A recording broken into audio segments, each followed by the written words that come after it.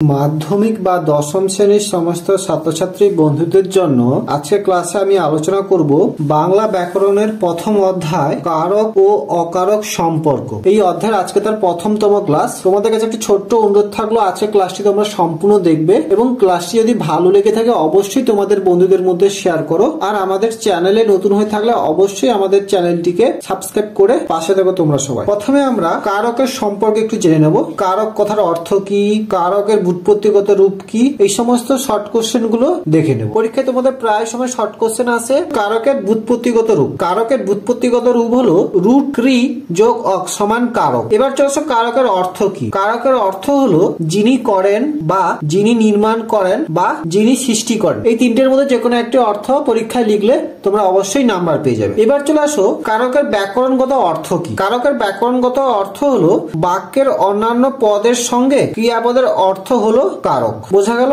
এই তিনটি প্রথমে শর্ট কোশ্চেন তোমরা ভালো করে দেখে রাখবে, কারণ এদের মধ্যে থেকে যে কোনো একটি শর্ট কোশ্চেন পরীক্ষা আসার সম্ভাবনা সব থেকে বেশি রয়েছে। এবার আমরা জানবো কারক কাকে বলে এবং পরে বিভক্তি জানবো। প্রথমে আমরা জানবো কারক কাকে বলে। বাক্যের অন্তর্গত ক্রিয়াপদের সঙ্গে নামপদের যে প্রত্যক্ষ সম্পর্ক তাকে কারক বলে। কি বললাম? বাক্যের অন্তর্গত ক্রিয়াপদের সঙ্গে নামপদের যে সম্পর্ক রয়েছে বা যে সম্পর্ক তাকে কারক বলে। এক কথায় যদি আমরা বলি বাক্যের অন্যান্য পদের সঙ্গে ক্রিয়াপদের সম্পর্ক হলো কারক। এবার চলে আসে বিভক্তি। প্রথমে আমরা বিভক্তিকে ভেঙে নেব। বি হাইফেন রুট ভজ যোগ তি সমান বিভক্তি। আর বিভক্তি কথাটির অর্থ হলো বিভাজন বা বন্টন, যে কোনো একটা বললেই হবে। এবার চলে আসো বিভক্তি কাকে বলে। যে ধ্বনি বা ধ্বনিগুচ্ছ শব্দ ও ধাতুর সঙ্গে যুক্ত হয়ে যথাক্রমে নামপদ ও ক্রিয়াপদ গঠন করে তাকে বিভক্তি বলে। কি বললাম তাহলে? যে ধ্বনি বা ধ্বনিগুচ্ছ শব্দ বা ধাতুর সঙ্গে যুক্ত হয়ে যথাক্রমে নামপদ এবং ক্রিয়াপদ গঠন করে তখন তাকে বলা হয় বিভক্তি। বোঝা গেল? উদাহরণস্বরূপ বলতে পারো রে, এরে, হয় ইত্যাদি। উদাহরণ তোমরা অবশ্যই দেখে রাখবে। এবার চলে আসো পরবর্তী প্রশ্ন। পরীক্ষায় প্রায় আসে এই কোশ্চেনটি। বাংলা ভাষায় বিভক্তি কয় প্রকার ও কি কি? বাংলা ভাষায় বিভক্তি প্রধানত 5 প্রকার, যেমন এ, কে, রে, তে, ব। এবার চলে আসো পরবর্তী কোশ্চেন। তির্যক বিভক্তি কাকে বলে এবং এর উদাহরণ দাও। যে সব বিভক্তি একাধিক কারকে ব্যবহৃত হয় তাদের তির্যক বিভক্তি বলে। কি বললাম তাহলে?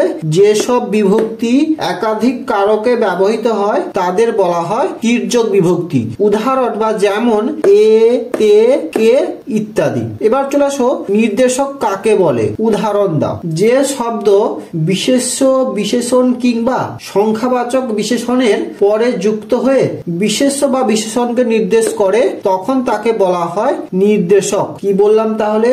যে শব্দ বিশেষ্য, বিশেষণ কিংবা সংখ্যাবাচক বিশেষণের পরে যুক্ত হয়ে বিশেষ্য বা বিশেষণকে নির্দেশ করে তাকে বলা হয় নির্দেশক। উদাহরণ হলো টা, টি, টু, খান, খানা ইত্যাদি। এবার চলে আসো পরবর্তী কোশ্চেন। কারক ক্রিয়ার কি স্বরূপ? উত্তর কারক ক্রিয়ার অভিব্যক্তি স্বরূপ। এবার চলে আসো খুবই গুরুত্বপূর্ণ প্রশ্ন, পরীক্ষায় প্রায় আসে।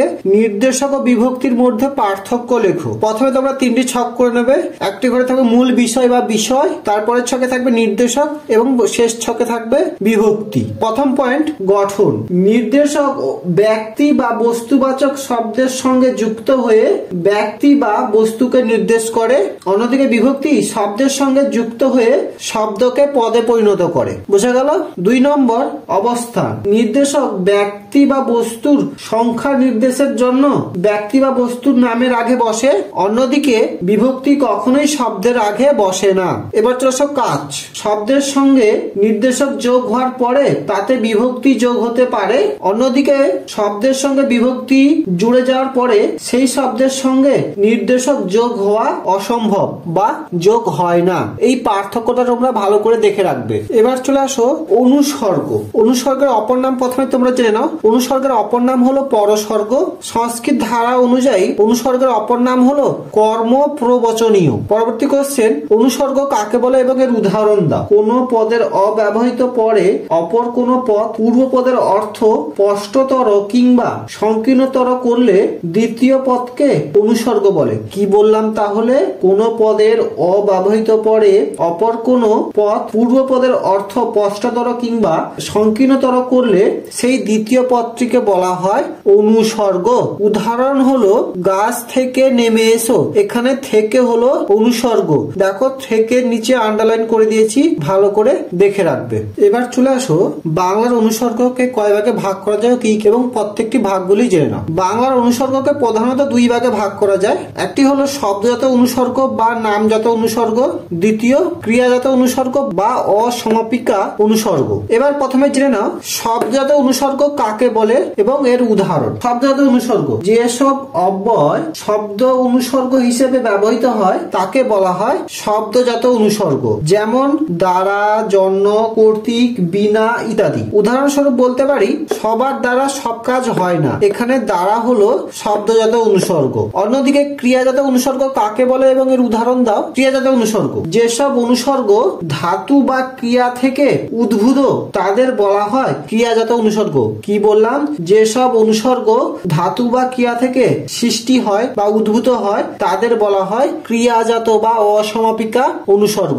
যেমন হইতে থেকে হতে, চেয়ে থেকে চাইতে, করে থেকে করিয়া, দিয়া থেকে দিয়ে ইত্যাদি। উদাহরণস্বরূপ একটা বাক্যের প্রয়োগ দেখিয়ে দিচ্ছি, তোমরা দেখে নাও।